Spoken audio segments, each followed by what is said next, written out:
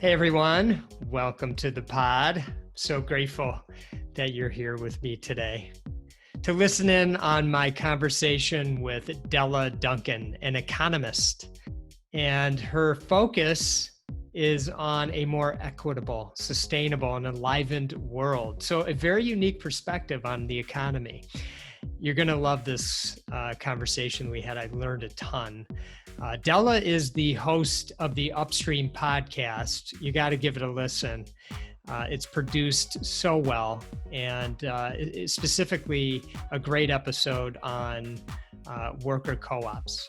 She's also a Livelihood coach, which we will talk about, and an Atlantic Fellow of Social and Economic Equity at the International Inequalities Institute at the London School of Economics.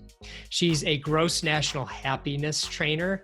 You may remember my conversation with Dr. Toe, and a work that reconnects facilitator. She's also holds an MA in economics for transition with distinction from Schumacher College in the UK. So she knows a few things, let's just put it that way. And she's got an amazing perspective, different for some of us. I think you're going to learn a ton. So without further ado, enjoy my conversation with Della. Hi, Della. How are you today? Hi, I'm doing really well. Good to see you. Fantastic. It's great to see you again. We've had one discussion before.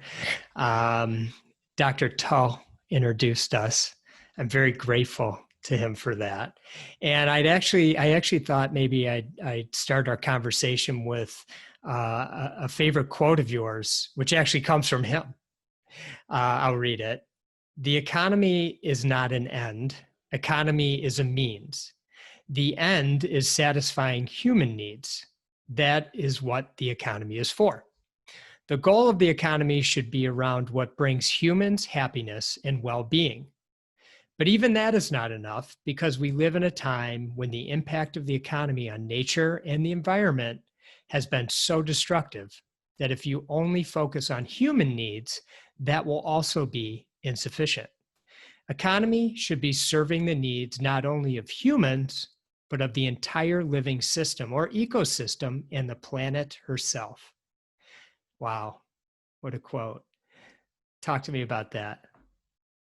Yeah, I think it's a very beautiful quote. And I'm also very grateful to Dr. Toad for introducing us and also just for being a mentor and teacher in my life. And yeah, that quote just really articulates the idea that to change our economic systems, we need to change the goal, and we also need to change our view of what the economy is and really work towards economic systems that bring greater health, greater well-being, greater happiness, more flourishing for people in the planet. Mm-hmm. So yeah, that quote just really summarizes how do we change the goal of the economy and how we perceive the economy. Mm-hmm. Do you consider yourself an economist? I do. I do consider myself an economist. I actually love considering myself an economist because I may not look like someone who is an economist. A lot of folks think of older white men as economists, but since I actually really love economics. I love studying it. I love speaking about it. And I love supporting economic systems change.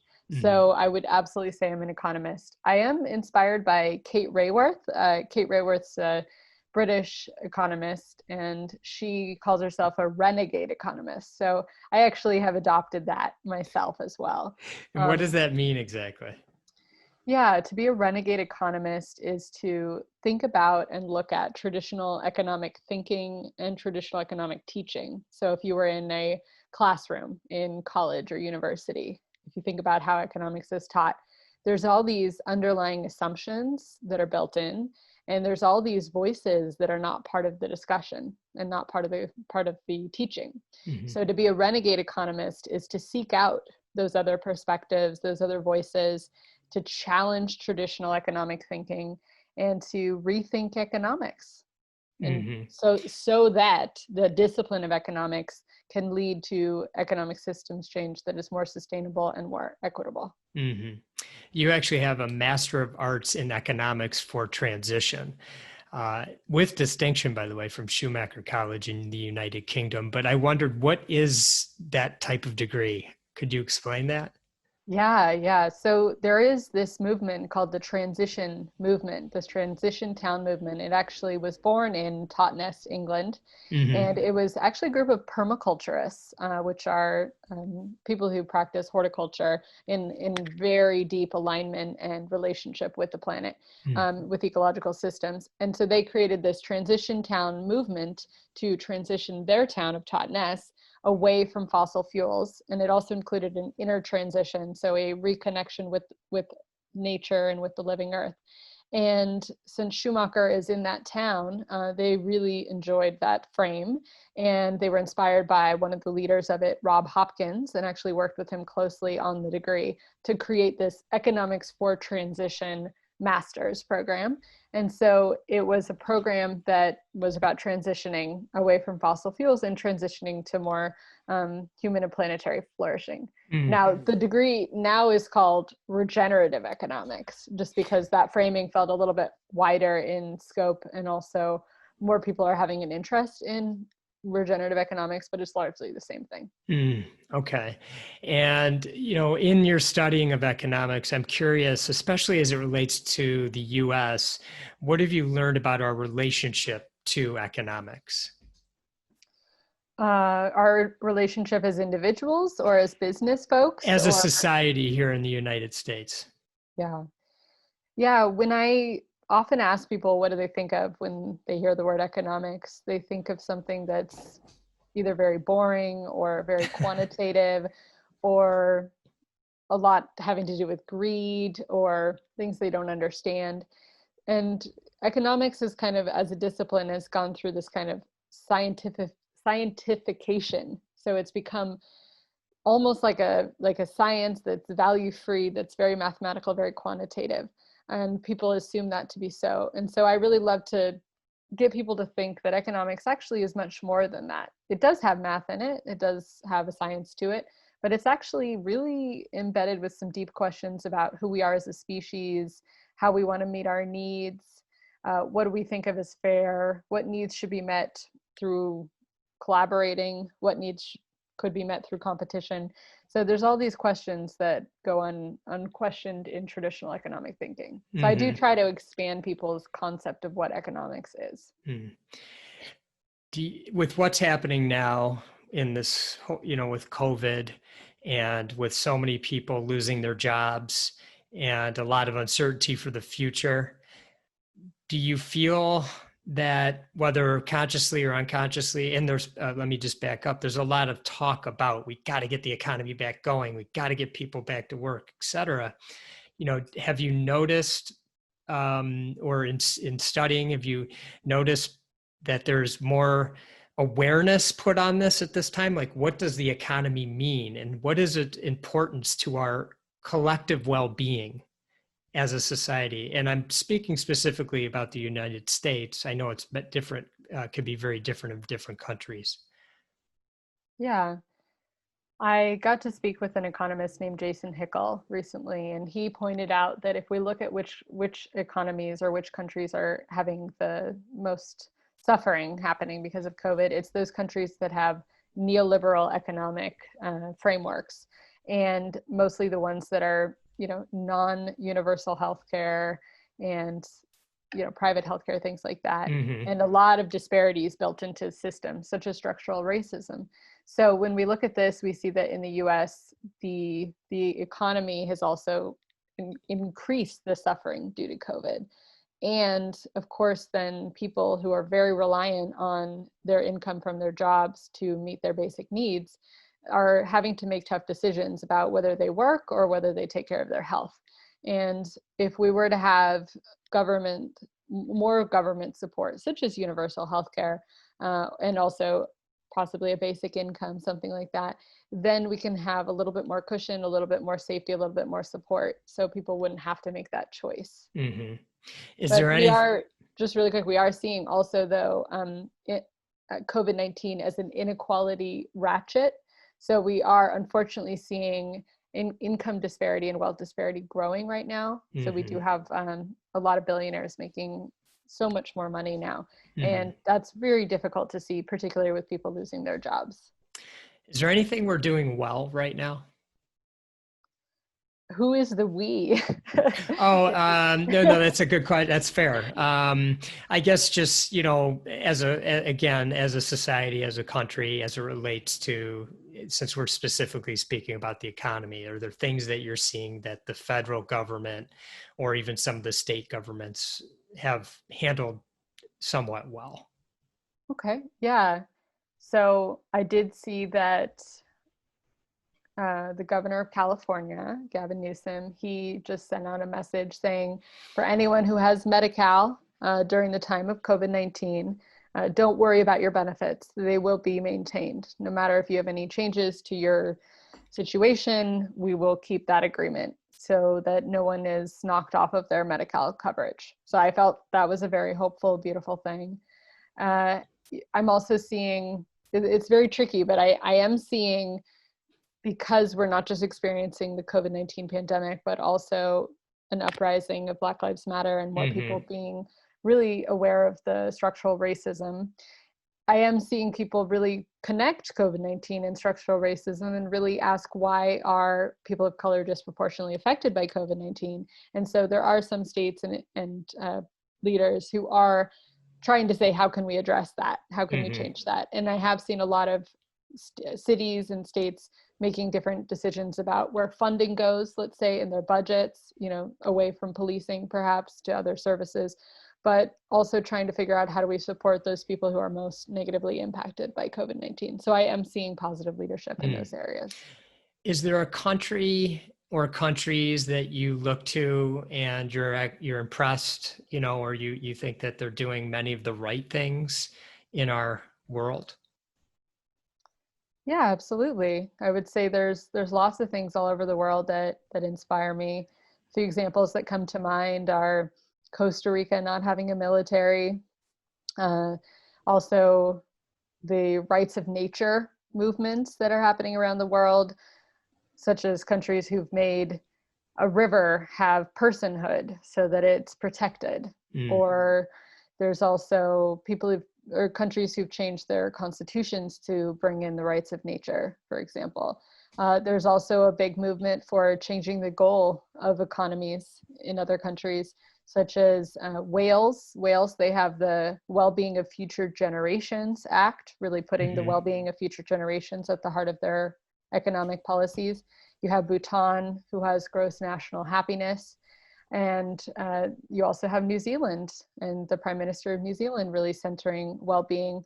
And yeah, several other countries kind of doing different measurements and really trying to prioritize the health and well-being of people on the planet. Another one, Amsterdam just adopted the donut model, which is a model by Kate Raworth, who I mentioned earlier, trying to look at how do we meet the needs of the people holistically in the city of Amsterdam while not going beyond the planetary limits, the boundaries, the environmental ceiling.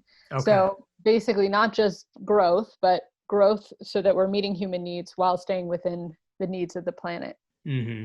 Are there challenges? I mean, I'm sure there's challenges, but is there anything that you can point to where, some of these countries are much smaller? I think New Zealand, for example, might have a population of around 5 million people or something like that. But and obviously Bhutan's very small. Are there ways that we can look to incorporate these philosophies in larger countries? Absolutely. I really think that systems thinking can really serve us here. Just knowing that we are in nested systems. So me as a human, I'm a system. Then there's my familial system, my town or village, country, et cetera, expanding. And so we can do this type of work to change the goal of the economy, or to think about degrowth, or to think about how do we live within planetary means at all levels. It just depends on what scale you're looking at. But I definitely think that we can scale this work bigger or smaller, and being able to think systemically. So to know that we're in nested systems and to affect change where we can while contributing to that larger systems change makes it very possible. How can business participate in this? What kind of change can, a little or maybe even a larger business make to the whole system? Mm. Yeah, that's a really good question. Well, there's several ways that I see that business can help in this transition. There are a few businesses that have engaged in a gross national happiness type approach to say how could they change the goal of their business. There's also a lot of businesses that have said, hey, how do we put not just profit as the end goal, but people and the planet? So people changing the goal of their businesses that way.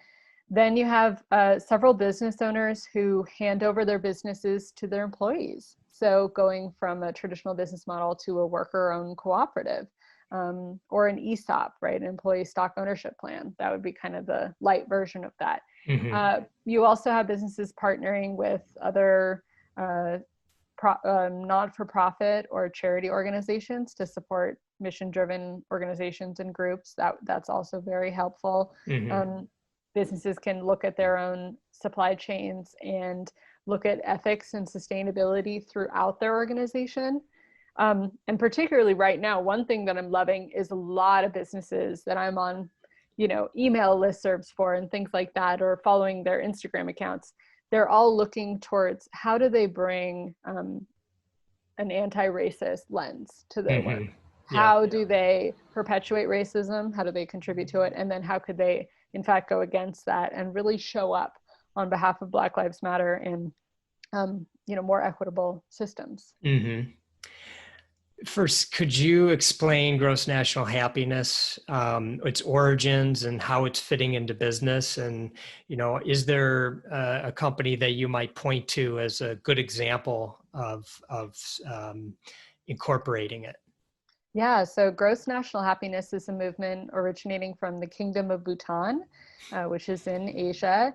And it's a relatively new idea, but it was born out of engaged Buddhism there. And the idea is that the king who created gross national happiness, he was very young when his father died and he became king. And he walked around the country and he asked people, what do you want of me as your new leader? And he was surprised. He thought maybe they'd say more roads, more jobs, things like that, very connected with traditional economic thinking. But instead, folks said, we want to be happy. So when he was asked, what is the gross domestic product, which is the traditional measurement of success for countries, he said, actually, that's not important. What's important to us is gross national happiness. So after he stated that came the, how do we measure that and what does that mean? So gross national happiness is four things. It's a new economic paradigm that puts the happiness of people on the planet as the goal of the economic system in the Kingdom of Bhutan. It's a measurement tool. So every 4 years, they do a measurement assessment to gauge how is happiness of people on the planet and where do they need to grow in terms of happiness. And there's a holistic set of things that they look at for that. And then there's a policy screening tool. So they look at new policies for the country. They choose policies that help in happiness in the different areas. And they also run policies through the 9 domains, as they're called, of happiness to decide whether it's a good policy to adopt or not. And then finally, and I know you'll appreciate this, it's also an inner transition tool. So gross national happiness has a component of meditation, of mindfulness meditation, and also compassion practice. And that's in everywhere from the schools to the businesses to the governmental folks. So that's from Bhutan, but there has been great inspiration from the Kingdom of Bhutan around the world. And so as you've mentioned, there are businesses who've adopted this, as well as small governments, as well as schools, as well as nonprofits. This idea can really be taken to whatever context you're in that you'd like to adopt it to. But for the case of businesses, one example is a shoe company called BTS, which is in Vietnam. We have Eileen Fisher clothing brand that many have probably heard of. Eileen Fisher actually went to Bhutan and she studied gross national happiness. So there are a few examples, as well as, of course, examples within Bhutan. So businesses there.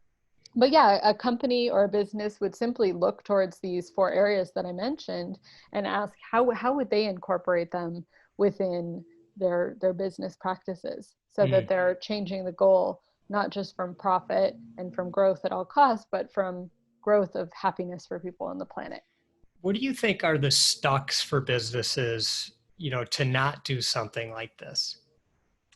Yeah, I would say the biggest barrier is the way that a business is set up is that it's profit maximizing, that the goal is that a business makes profit. And whenever a business leader has to come into a decision point between making profit or something that's more supportive of people on the planet, there's a tension there, right? So if a business changes the goal, what do they do when they get to that point? Because within the global economy, being capitalism is the dominant system, if a business isn't as competitive on the market, you really need that buy-in from the community, from the customers, from the culture that says, even though this product is more expensive or even takes longer or whatever, we value its values. We Mm-hmm. appreciate that they're putting people and planet before profit. So it is a little difficult when you look at a gross national happiness business that's in the global sea of capitalism. Right. And it would really take leadership that really stands true to those values and is in real integrity with Yeah. that. So that would be a challenge for sure. Yeah, I think about you mentioned Eileen Fisher and her commitment to having environmentally sound products, which I imagine are either more difficult to source or create, and most likely more expensive. I'm only guessing, and so does that then put them at an advantage or a disadvantage in the marketplace? And how do you ensure that you can get through those challenges and still be a really successful company, where you wake up one day and there's COVID and all your stores are closed or whatever, and your competitors had an edge because they did things differently? Yeah. So I was actually on a panel once and somebody in the audience asked, they said, okay, this new economy vision that you all are sharing is great, but not all of us can afford to buy clothing that is 100% organic, ethically made, fair trade, all of that goodness. And they said, what do we do? And it was actually a student. It was a student, school presentation. Mm-hmm. And they said, what do we do? And one of the people on the panel said, oh, well, we're working on trying to get the cost down so that it's a comparable price on the market, so that you can buy ethical, sustainable, fair trade just as much as you could buy Mm-hmm. something that's not. But I think that is one answer. But the other answer is we also need to engage in the systemic changes, in the policy changes, so that people can have more income, right? So we raise the minimum wage, for example, or we have a universal basic income or universal basic services. Because on one hand, the people who are making the ethical clothing, that may be the ethical cost of their labor, or that may be the ethical cost of those materials. So we don't always want to bring down the price. Maybe we want to raise the ability for other people to buy it. And then Mm-hmm. also we want to create a culture where people know the transparency of their goods, where it's from, is it ethically sourced, ethically mined, etc. And then also that it's not acceptable for us to have products that are poisoning the planet, or that are slave labor or human trafficking or exploitative, right? Yeah. Yeah. So it's not just changing the businesses themselves, but also looking at the culture and also the policies. Mm-hmm. As a consumer, I'll just think about myself a little bit. I'd like to make really ethical choices. Since COVID started, I even started to think more about making local choices. But, I look at companies like Amazon and they're just so darn easy sometimes to just go on, and I already ordered it and I know when it's going to come, and et cetera, et cetera. And then I wonder, but then there's some um, companies within the Amazon structure, and so I am supporting them on some level, although it's not local. And so, as a consumer, even for somebody who knows a little bit about business, it's confusing. How can we make it a little bit simpler for the consumer? Yeah. When I invite people and even myself to think about what is that local economy you wish to see, people really think about a thriving local and independent businesses. Yeah. So, if you've probably been in spaces where everything's very corporate and very chain. So you Right. have the Starbucks next to the, Whole Foods and all of that. It has a different feel than if you're in a place where you have businesses that are rooted in place. You have small business owners and that they're local and independent.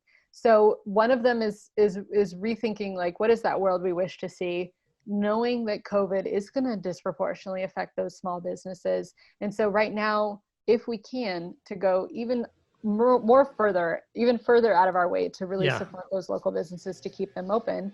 Um, and also, yeah, making that choice where we can. So if you can choose to buy local and independent, to just know that systemically that's more helpful, and it also supports that economy that we all wish to see. Hmm. And also recognizing that Amazon, unfortunately, is one of those, because it's owned by the 1% billionaire, Jeff Bezos.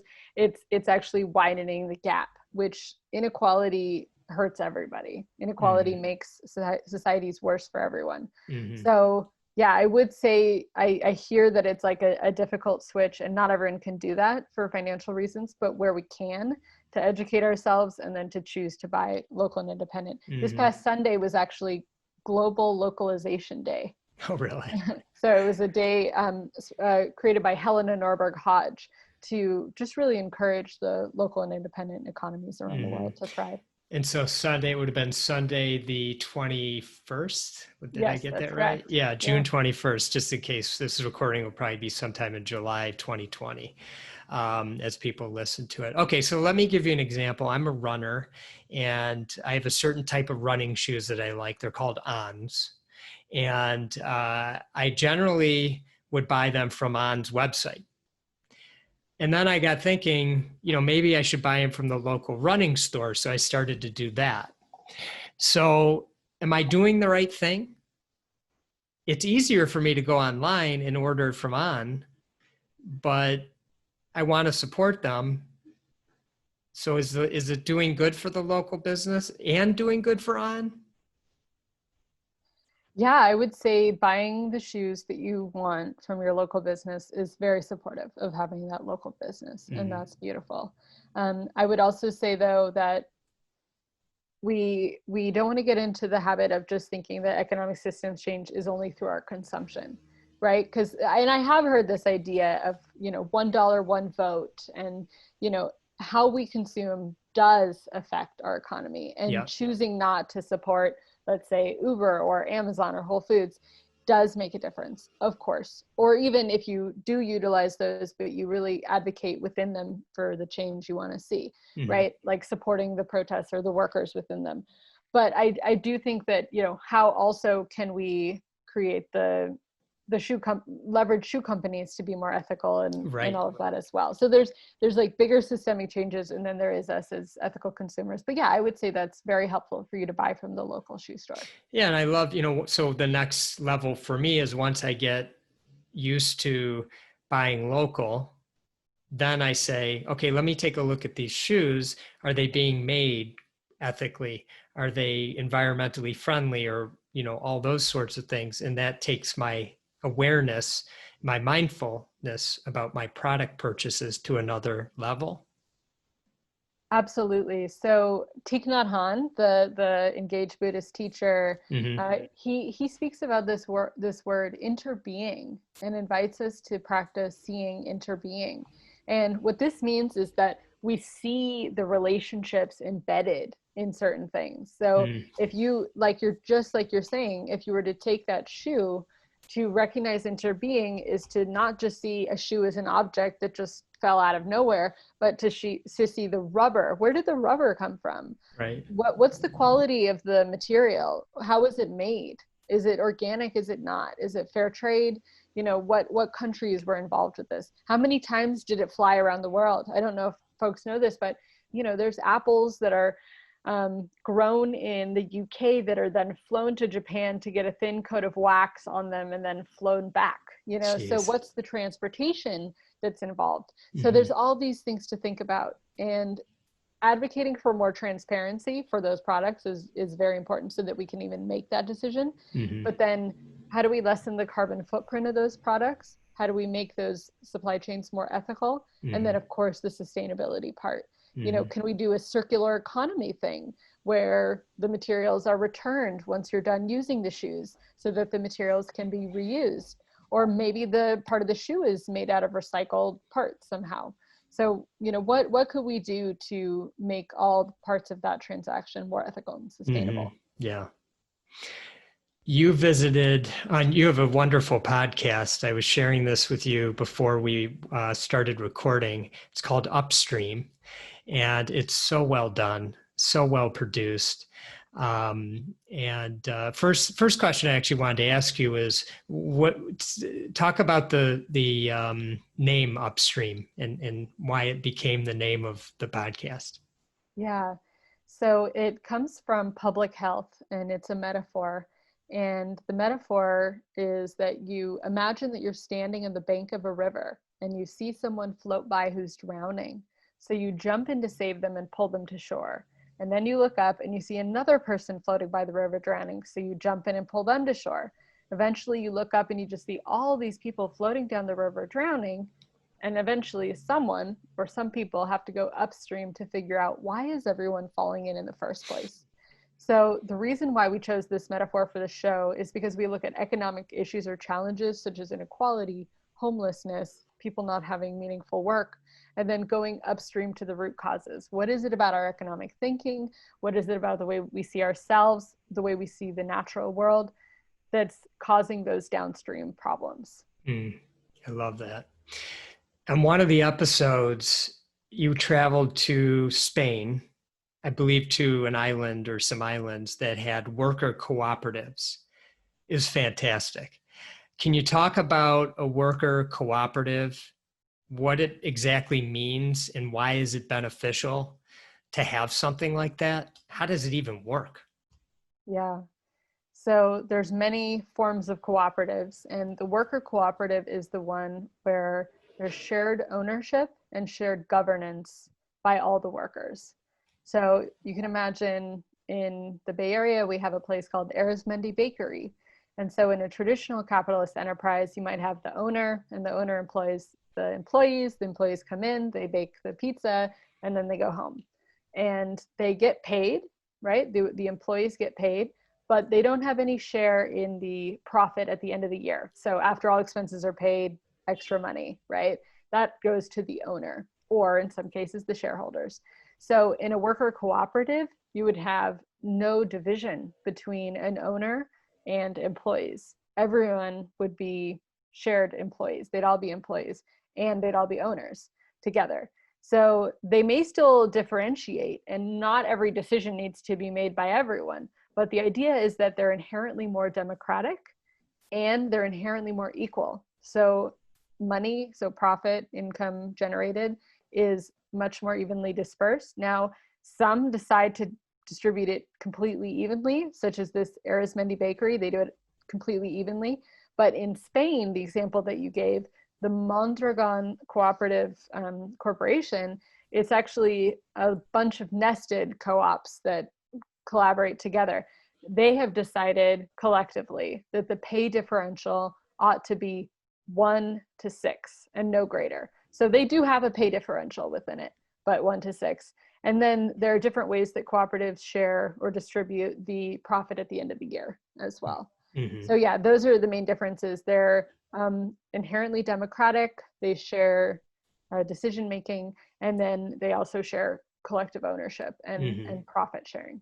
So just as an example, if one of the companies within the worker cooperative has, I'll just say like a frontline team member and then a CEO or whatever they may use as a title, the 6-to-1 means the frontline worker, let's just to use American dollars, might make $40,000. That means the CEO could make $240,000 at the max. Exactly. So in Mondragon, when they collectively decided it, they decided the income pay differential no greater than 1-6. So just like you articulated. Yeah. But in the US, the average differential between the average employee, so not even the lowest, the average employee to the highest is about 300 to 52 times 300 to greater. 52? Sorry, 352 times greater. 352 times greater. So That's the average difference does between that the, mean 1 to 352? yes, that's what it means. Yeah. Yeah. That's a big difference. And so the idea is that when we ask regular people in the street what ought to be a fair differential, a lot of people do say there are reasons for differentials, such as difference in age, managerial status, or supervision, people who have degrees, people who have special skills. So people do say, like, let's not pay everyone 100% equally, let's have some differential. But the differential is usually much closer. It's something like 1-6 or 1-7. That's usually what people say is fair. Mm-hmm. If I understood during the podcast when you were explaining some of the details of the worker cooperative there, was there different companies? So when one was sort of faltering, employees could move over to one that was sort of thriving. And so it always sort of balanced. There was like a balance there so people could stay employed. Yeah. So if we look at the Bay Area or the US, there's actually very few worker cooperatives. But in this place that we're speaking about, it's actually the Basque region of Spain. So it's not an island, but it's just the top left corner of Spain. And there they have some of the most worker cooperatives in the world, just concentrated there. So absolutely, you're right that there's this Mondragon Corporation of cooperatives. So not only are they each individual cooperatives, but they also have things that they share and ways that they work together for solidarity and support. So absolutely what you're describing is right. In the States, I'm more familiar with what's called an ESOP, employee stock ownership plans. One of my friends and mentors is Jack Stack, and he has a company in Springfield, Missouri called Springfield Remanufacturing Company. And it started out as an acquisition that he made when he was in his 30s with a group of investors and I think the company at the time had sales of somewhere around maybe $10 million or $15 million, but they were actually struggling. And they turned it into an ESOP, and now it's a $600 million sort of family of companies, very similar to the worker cooperative, where, if one's not doing so well, they can move people around and things of that nature. Some of them are partnerships with major organizations like John Deere. What is your experience with ESOPs in the US, and what do you think of them, really? Yeah, like I said, I think of them as in the right direction of getting more buy-in and more investment from the people who work there. So that is a beautiful thing. And I'm sure people have that experience when they're simply a worker and they simply get a paycheck. There's not a whole lot of investment. There's not a whole lot of desire to grow the business or to support the businesses in any way. But so an ESOP or a worker cooperative, there is that more culture of care, of solidarity, and of a more democracy. So that is very beautiful. I do, when I look at going back to Bhutan and gross national happiness, one of the key parts is this idea of like a sufficiency level, and the idea of rethinking growth, so that what if things didn't need to grow, they just grew to a certain point, and then they could grow in other ways. So this is kind of what I was talking about with the donut and, Amsterdam, but also in Bhutan, the other ways of growing. So my only concern, actually, both with ESOP and traditional businesses and even worker cooperatives, is they still have this growth imperative. And I just wonder, what would it be like for them to grow to a certain point and then to try to grow in other ways? And maybe there's some mission-driven organizations they could partner with, or other social or environmentally good projects they could do instead of just trying to grow traditionally. I love that. I'm curious if you have any thoughts on why gross national happiness isn't more prevalent, specifically within business here in the United States. Why it isn't more prevalent?